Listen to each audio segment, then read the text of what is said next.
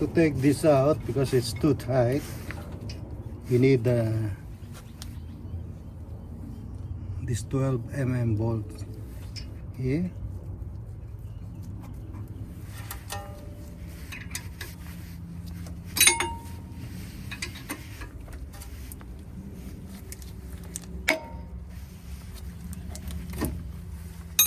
See?